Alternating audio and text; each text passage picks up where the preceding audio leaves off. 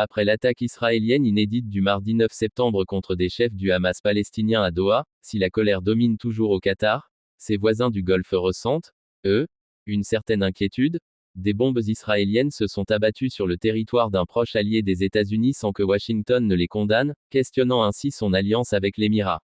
C'est une image forte de ce jeudi 11 septembre, celle de l'émir du Qatar assistant aux funérailles des victimes de l'attaque israélienne qui a visé Doha 2 jours plus tôt, mardi 9 septembre. Devant lui, sur le sol d'une mosquée de la capitale qatarienne, 5 cercueils recouverts du drapeau palestinien. Le 6e, lui, est drapé des couleurs de l'Émirat. Le message est clair. Ce n'est pas seulement le Hamas palestinien qui a été frappé cette semaine.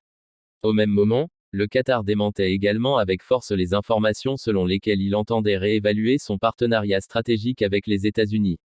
Celui-ci est plus fort que jamais, affirme d'ailleurs l'agence de presse officielle. Une attaque en forme de tournant. Reste que l'attaque de cette semaine est un tournant qui interroge le Qatar, mais aussi ses voisins de la péninsule arabique, puisqu'elle a montré que Washington n'est pas, ou plus, un bouclier, ni une assurance, si Israël décide d'ouvrir un nouveau front dans la région. En convoquant dans les prochains jours un sommet arabe et islamique, Doha devrait donc faire le plein de soutiens régionaux, y compris parmi ses voisins ayant fait le choix de normaliser leurs relations avec l'État hébreu.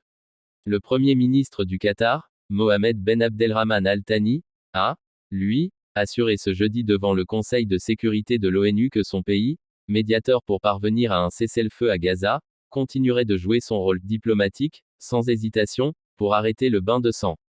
La veille, l'Émirat avait cependant évoqué une possible réévaluation de la médiation de son pays après les frappes israéliennes à Doha. À elle.